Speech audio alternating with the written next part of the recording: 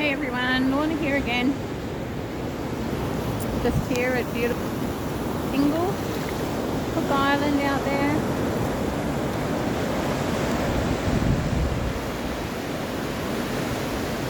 Yeah, today I wanted to talk about, as most of you know, I only found out just under a year ago about this program, mkultra.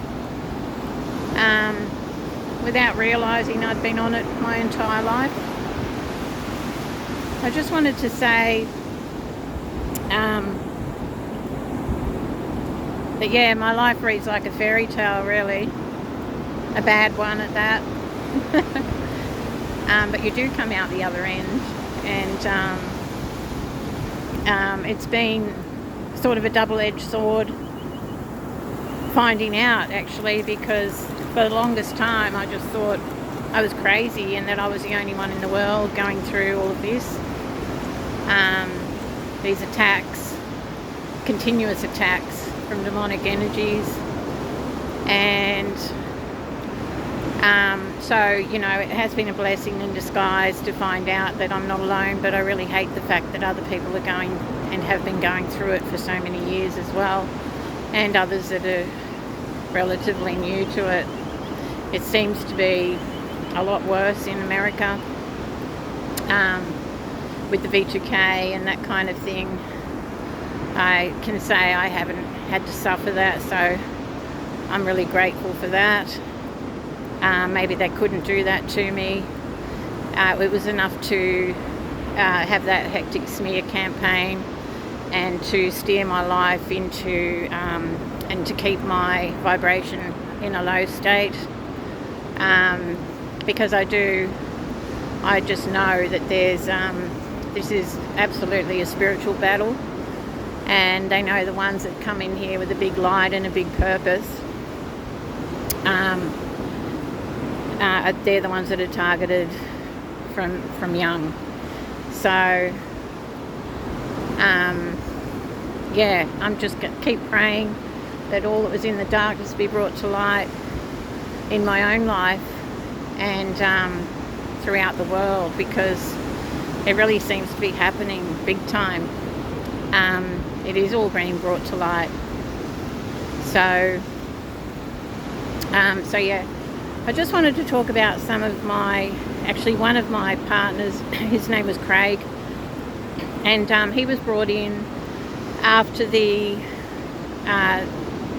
my youngest daughter when she was 2, and I went through all of that stuff with my partner, with the abuse and the AVOs, DVOs, the police not helping, the solicitor not helping, the injustice of everything around that period of time. But I was being steered somewhere and I didn't know. And it was all part of my discrediting. So Craig, unfortunately, I was introduced to Craig at a club, a sports bar that I was taken to by my brother, who I dearly love, and I truly hope that he is not part of it. But in retrospect, I think every single person within my life has been a part of it and bought out to some extent or another.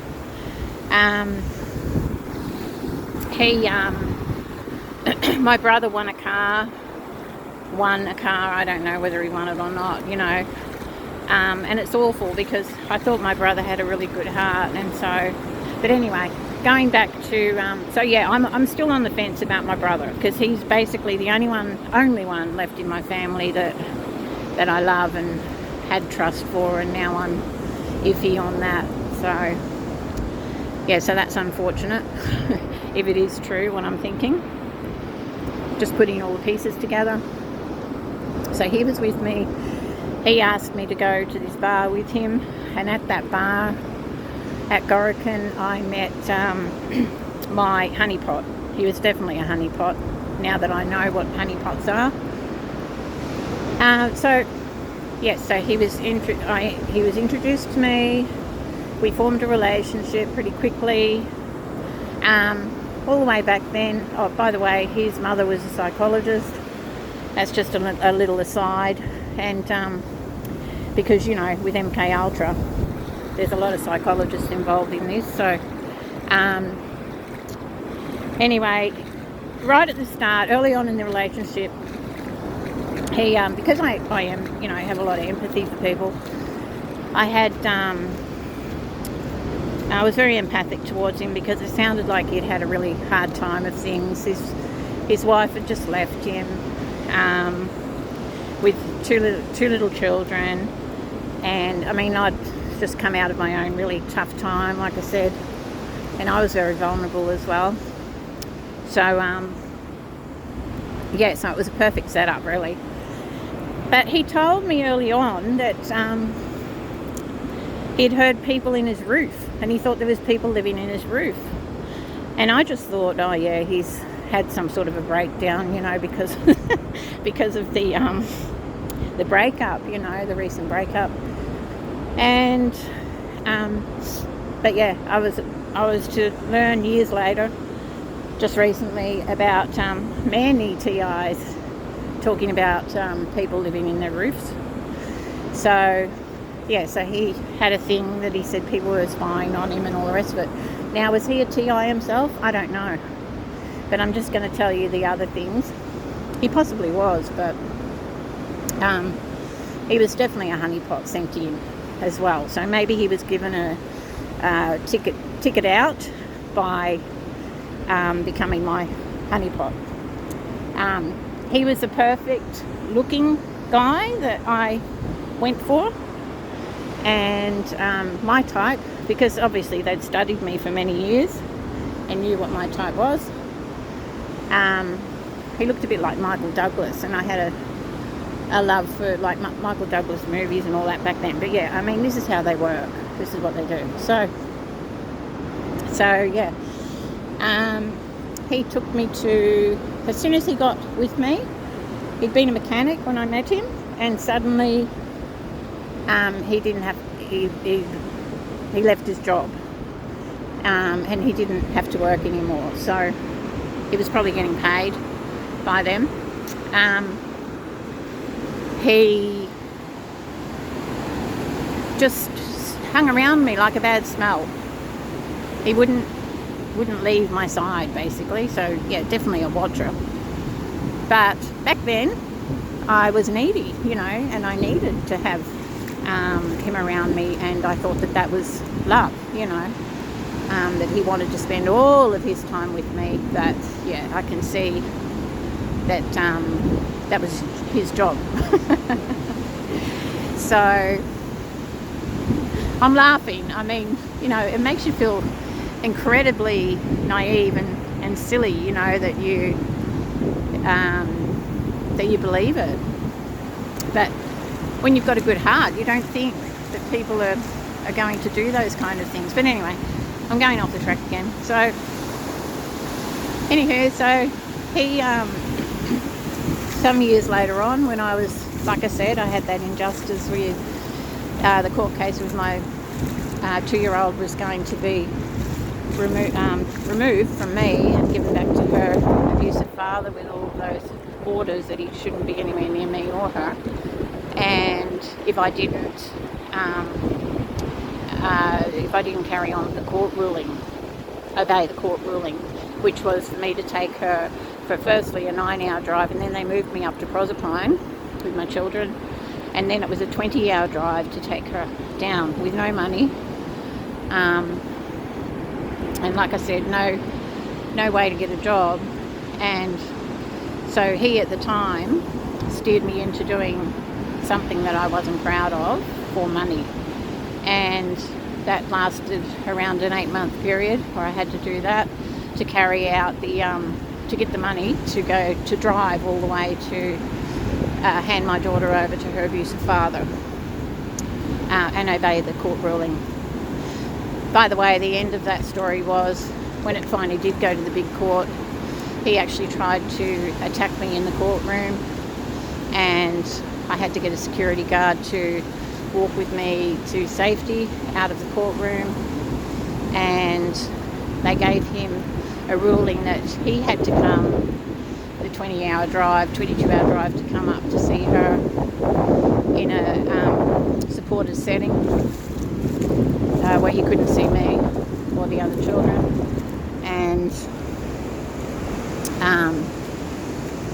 And he never showed up for one. So that just goes to show what it was really all about. So, yeah, and he was then taken out of our lives.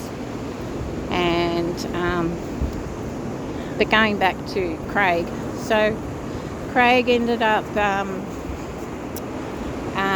we moved into a house together for a short period of time, and this is a man with no job at the time and no money, apparently. He had no money to help me when I was in a bind. And what happened was he ended up buying, this is before mobile phones, mind you, so we're going 24 years ago. He ended up, the first thing he bought when we moved in there was this huge CB tower, and he was constantly in that room on the CB radio. Now, who was he communicating with? Why did he need that huge big CB tower? Yeah, too many red flags and questions when I look back on it all. This has been the most interesting period within my lifetime, because all the pieces are falling and it's making the puzzle fit, you know, it's all coming together. So and God's put me in a situation where I have been put in a situation where I am able to do all of this now. You know, I couldn't when I was in survival mode, running with my children and having to support and all the rest of it, everybody else. So yeah, so the CB radio thing, and then he became really paranoid, and well, so he said, and he wouldn't come out of the room. He used to I used to call him Cupboard Man, you know, because he would be constantly on his CB radio, which was set up in the walk-in robe, and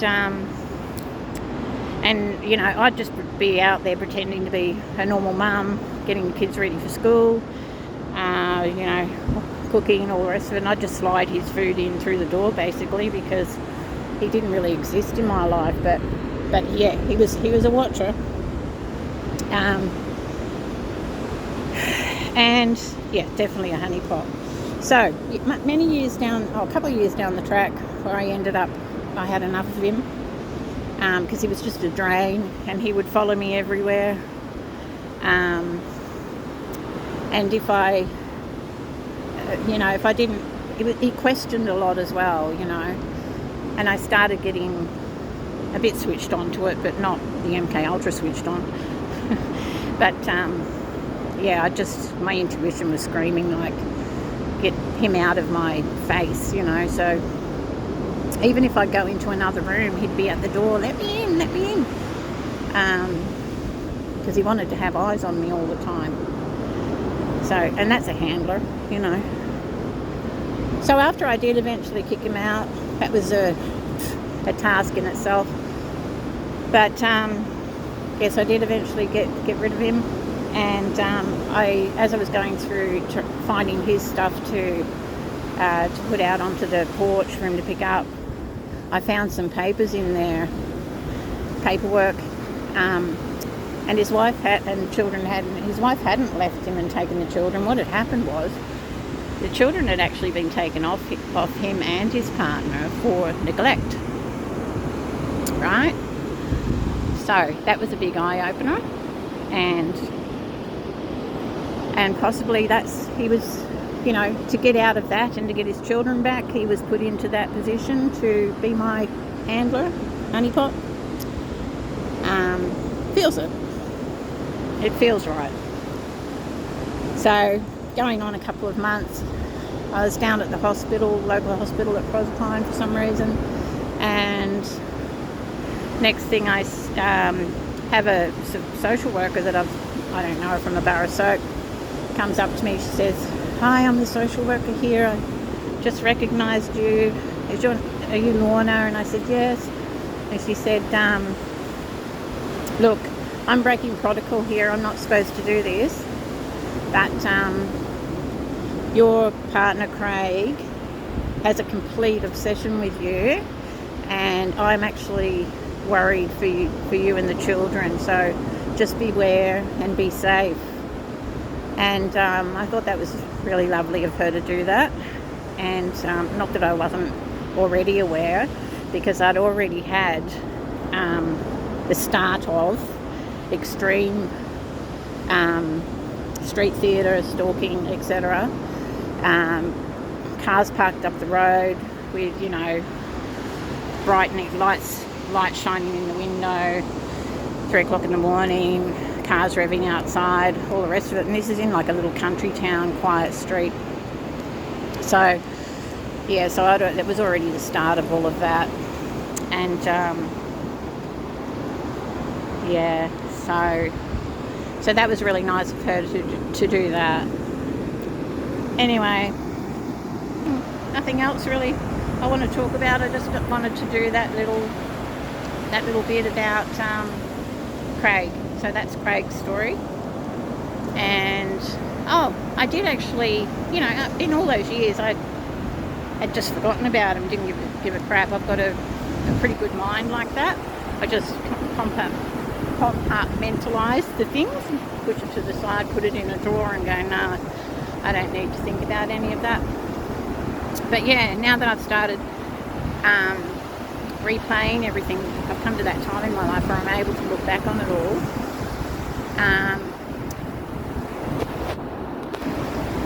I just took it upon myself to have a look at one of his, at his Facebook, which he's locked. But there was a photo there of him with a woman, and I took a screenshot actually, and went, you know, oh, he's aged, and you know, all the rest of it. But whoops, did my feet wet. But interesting enough, the next time I went, no, I didn't take a screenshot, sorry. So I went back in there to take a screenshot just so I had my own reference for when I'm telling anyone who cares what he looks like. But suddenly there's a photo with just him in it. Now, isn't that odd? Did they think that I'd be interested again and I was searching? I know they've been sending other honeypots in lately, including a woman. I'm like, I'm asexual. I'm not interested in anyone at the moment, you know. But yeah, I was actually hit on by a female neighbour. So they can go get stuffed. It's all about me at the moment and my healing. So yeah, and my understanding.